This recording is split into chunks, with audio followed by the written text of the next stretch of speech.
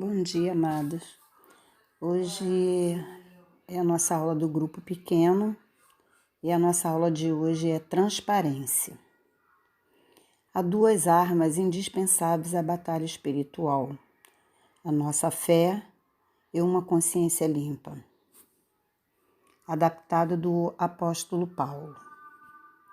Paulo adverte que a não observância destes princípios leva a uma derrota pessoal.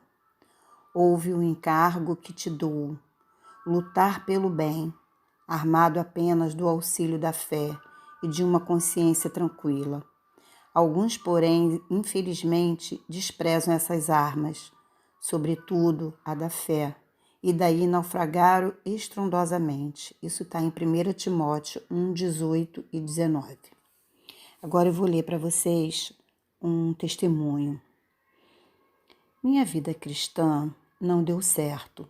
Por muitos anos eu estive no ministério tentando ajudar pessoas e levá-las a entregar sua vida a Jesus.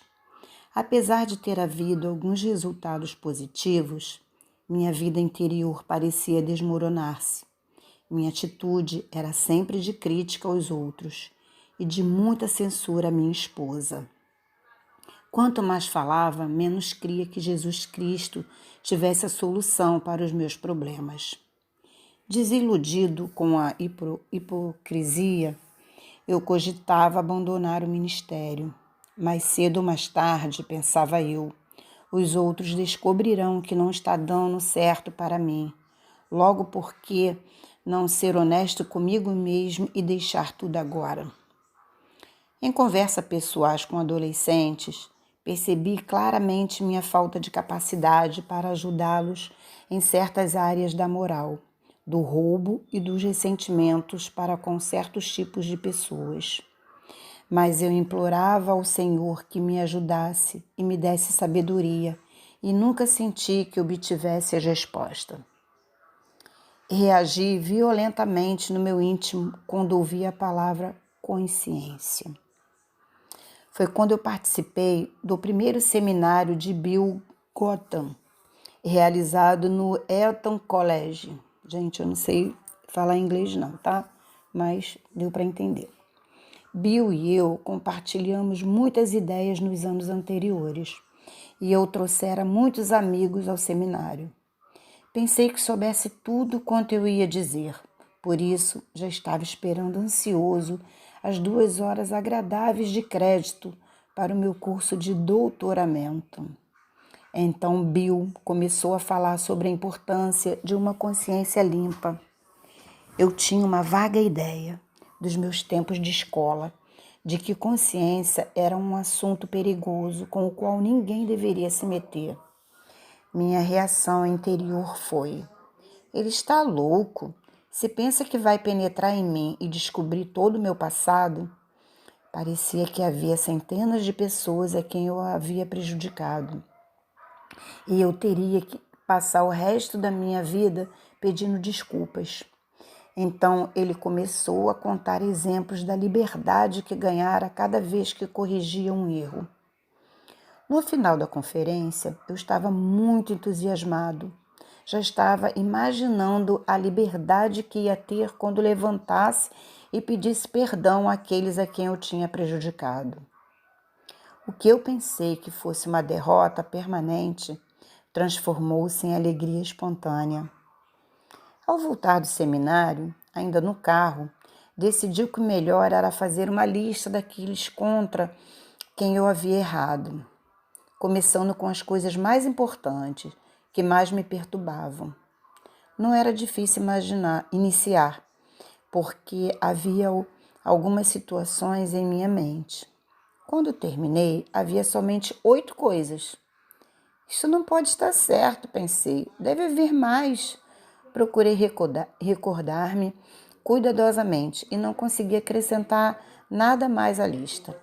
Notei que essas poucas áreas de culpa haviam estado trancadas em minha mente de tal maneira que julgara haver centenas delas. Na medida em que eu ia, aqueles a quem eu havia ofendido, novos meios de servir se abriram para mim. Nos dias que se seguiram, Eu pude ajudar o rapaz que roubava. Surgiu um novo modo de encarar as coisas e tive um novo recomeço no meu casamento. Em João 8:32 a 36, depois vocês lêem, vão anotando, tá? Esses versículos que é importante. Tem uma frase que diz: e reconhecereis a verdade, e a verdade vos libertará. Se, pois, o Filho vos libertar, verdadeiramente sereis livres. Agora vamos falar o que é a consciência. A consciência, ela é uma faculdade do espírito do homem que é sensível à verdade inata. Isto é claramente enfatizado na Bíblia. A verdade inata é a expressão das qualidades fundamentais da natureza de Deus. Todos os homens têm consciências sensíveis à verdade universal. Quando, sem conhecerem a lei, os gentios procedem em conformidade com ela. A luz da natureza já manifesta a existência da lei no coração, mostrando os seus efeitos e agirem lá no íntimo. As consciências abandonam a existência da lei, porque é algo que condena ou recomenda as suas ações. Romanos 2:15. Agora vamos falar da sensibilidade à natureza de Deus. Ela é universal.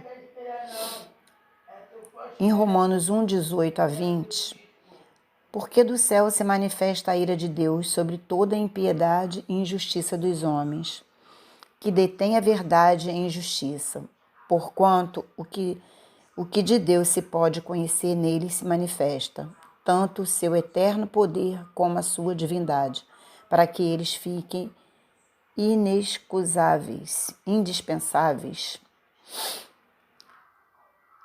Cristo é a luz da pessoa. Em Romanos 1:9. Ali estava a luz verdadeira que alumia a todo homem que vem ao mundo. Agora eu vou falar uns textos bíblicos relacionados com a consciência limpa, tá? Vocês anotem aí. Ministério sincero e franco. Está em 2 Coríntios 4:1 e 2. O segredo da confiança ao nos aproximarmos de Deus com nossas petições. Em Hebreus 10:19 a 22. A consciência pode ser purificada de obras mortas. Hebreus 9:14. É um requisito para servir a Deus. 2 Timóteo 1:3. Um meio de se ter um amor genuíno. 1 Timóteo 1:5 e 6. É um requisito para que você possa compartilhar sua fé com outros. 1 Pedro 3:15 e 16. Então, nós aprendemos, que devemos obedecer a Deus pela verdade universal. Agora vamos falar o que a desobediência, ela produz culpa, tá? A desobediência, ela produz culpa. Um problema espiritual só pode ser solucionado por um indivíduo que assuma a sua responsabilidade pessoal para com Deus. Aquele que nos fez estabeleceu princípios específicos que nunca deveriam ser violados. Quando esses princípios são violados, o resultado é culpa na consciência da pessoa. É uma punição interna, que a gente produz, Mesmo que ela, a desobediência, relacione ou justifique suas ações na mente. A culpa será instilada em sua consciência. Sempre, gente? A gente mesmo, a gente sabe, quando a gente desobedece, E a gente se culpa por isso, Produz, essa culpa em nossa consciência. O homem pode cauterizar a sua consciência. Agora vamos lá. Uma pessoa que persiste em sua desobediência e se recusa a dar ouvidos à sua consciência, instintivamente procurará amortecê-la, silenciá-la para não ser continuamente constrangido e perturbado por ela. por suas advertências antes de uma ação ser cometida ou por suas inquietações posteriores. As Escrituras chamam isto de cauterização da consciência. Em 1 Timóteo 4,2, pela hipocrisia de homens que falam mentiras, tendo cauterizado a sua própria consciência. Agora eu vou falar aqui algumas maneiras, de cauterizar essa consciência. A fuga, isto é, despreza as normas de Deus e foge da realidade através da perversão sexual, bebida, drogas, sono e etc. Cada um encontra uma maneira, de fugir daquela consciência. A compensação, procurando contrabalancear sua culpa com uma grande preocupação por atividades sociais e mesmo religiosa. Ele compensa a culpa com algo, que possa, uma atividade, algo que possa fugir daquela consciência, errada. A preocupação é o terceiro, tá? Falamos da fuga, da compensação, agora a preocupação. Concentrando-se no trabalho a ponto de se sentir realizado, não dando descanso à mente. Teme permitir que sua mente fique ociosa e venha causar-lhe mais convicção e inquietude. Agora a quarta, fuga, compensação, preocupação, autoengano. Já que a pessoa não pode suportar a própria culpa, ela racionaliza e justifica seu comportamento, convencendo-se de que sua forma de raciocinar está certa. O problema da culpa precisa ser confrontado, gente. Ninguém pode simplesmente ignorar a culpa. Ou ela vai a Deus e reconhece seu erro e recebe perdão, ou procura esconder ou racionalizar seu comportamento. Em 2 Timóteo 2, 21 a 26 e 2 Timóteo 2, 10, 11. Quando o homem resolve seguir os caminhos de Deus relacionados com a culpa, todas as racionalizações, receios de que não dará certo, serão atirados contra ele por Satanás, para afastá-lo de uma vitória e de um relacionamento significativo com Deus. Agora vamos ver um passo de fé. Precisamos aplicar as soluções de Deus para os problemas. Lá em cima, a gente falou da transparência e deixa eu voltar lá em cima aqui para poder vocês entenderem. Quando a gente falou da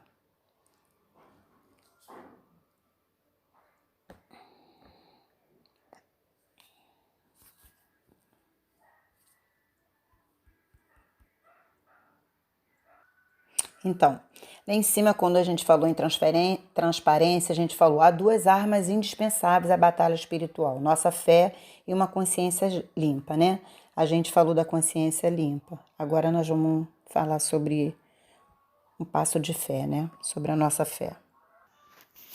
Precisamos aplicar as soluções de Deus para os problemas. Quando uma pessoa peca contra Deus, ela confessa seus pecados a Ele. 1 João 1,9. Quando uma pessoa ofende outra, ela precisa reconhecer seu erro, a pessoa ofendida e pedir seu perdão. Mateus 5, 23, 24.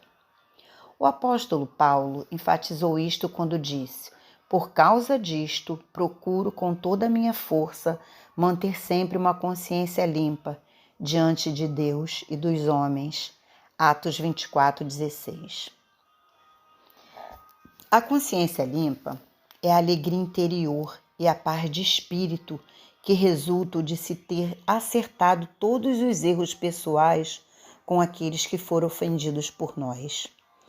Passos para uma consciência limpa.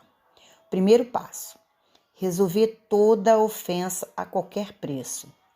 Satanás fará tudo o que está em seu poder para impedir uma pessoa de ter uma consciência limpa.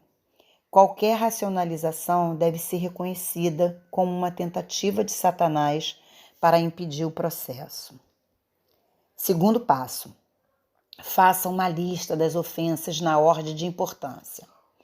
Existe alguma coisa em meu passado que sempre que me lembro eu preferiria que nunca tivesse acontecido? Eu conheço alguém que não gosta de mim? Será por causa de alguma ofensa que eu tenha cometido contra ela? Há alguém cuja autoridade deixei de respeitar? Há alguém para com quem eu tenha falado como exemplo de cristão? Terceiro passo. Decida-se a falar a cada um com uma atitude humilde. Quando pedimos perdão, é essencial que este pedido reflita uma atitude de quem assume a total responsabilidade pelos erros. Uma pessoa pode estar com 10% de erro e a outra com 90%. Mas para alcançar uma consciência limpa, o indivíduo deve estar preocupado com os seus 10%, como se fosse 100%. É importante também fazer distinção entre acertar as contas e perdoar. Apenas procurar a pessoa não quer dizer nada. Ressentimentos e rancores só são superados por meio de perdão sincero e quebrantamento. Em Tiago 4, de 7 a 10. Sede, pois, humildes diante de Deus, mas resisti ao diabo, e vereis como se afasta de vós. Aproximai-vos de Deus, e Deus chegará perto a vós. Considerai que, tendo pecado, necessitais de purificares mãos, e tendo sido desleais, urge uma vez mais purificar o coração. Ao chegar junto de Deus, deves mostrar o vosso arrependimento, a vossa tristeza e até lágrimas. Seu riso converta-se em pranto e o gozo em tristeza de coração. Tende de vós sentir muito pequenos na presença de Deus, antes que Ele vos coloque novamente em pé. Gente, qualquer forma de pedido, de desculpa que seja entremeada de orgulho ou de censura a outra pessoa, resultará no aparecimento de novas barreiras entre as duas. Exemplo: eu estava errado, mas você também. Sinto muito se errei. Por favor, me perdoa. A atitude certa é as duas frases mais difíceis de dizer, que são: eu estava errado em... pontinho, pontinho. Por favor, me perdoa. As orientações abaixo deverão ser seguidas antes de pedir perdão. Eu vou falar agora. Escolher a hora e o local apropriados. Fazer uma avaliação pessoal. Preciso perdoar esta pessoa para que minha atitude para com ela seja de amor, independente da reação dela? Será que eu procurei reviver as minhas ofensas como se tivessem sido cometidas contra mim, a fim de compreender e perceber como meus erros ofenderam a outra pessoa? Será que eu identifiquei a ofensa principal em vez dos detalhes da ofensa? Qual a minha verdadeira motivação? Será que terei outros motivos, tais como tentar mudar a pessoa ou tirar parte da culpa de mim? Terceiro, a confissão deve ser feita somente àquele a quem ofendemos. Por exemplo, se uma pessoa espalhou boatos a respeito de outra e esta não ficou sabendo do mexerico, a pessoa não terá que ser destituída. Deverá falar com aqueles com quem fez o comentário. Por outro lado, se a pessoa difamada ficar sabendo do boato, então será necessário acertar o problema com ela também. 4. A outra pessoa pode não perdoar. Vocês têm que estar preparados para isso, tá, gente? Quando isso acontece, é importante lembrar que você resolveu o problema da sua culpa, mas a outra pessoa não resolveu o dela. Será essencial agir com amor, apesar da reação dela, tá? Então, a gente, independente da reação da pessoa, a gente vai tratar com amor, tá? E vamos limpar o nosso coração. 5. Se for problema de imoralidade. Evite sempre escrever cartas. Será melhor uma conversa de olho a olho. Não toque em detalhes sobre o assunto. 6. Em situações especiais em que você não sabe como agir, não faça nada sem ser bem aconselhado primeiro. Cuidado com aqueles que diminuem a importância de se ter uma consciência tranquila. E aconselho, deixa pra lá, isto é bobagem. Vamos ficar por aqui, gente. Essa foi a nossa aula, tá, de transparência. Espero que vocês tenham entendido. Se surgir alguma dúvida, por favor, vocês falem, tá? Pode me procurar, pode falar, colocar lá no grupo, tá? As dúvidas, que eu tô aqui para ajudar vocês, tá bom? Que vocês tenham, assim, um domingo abençoadíssimo, tá? Na presença de Deus. Que o Senhor Todo-Poderoso proteja cada um de vocês, tá? Espero que Deus esteja presente, tá? Na família de cada um de vocês, tá bom? Um excelente domingo, uma semana abençoadíssima, tá? E fiquem com Deus. Um beijo.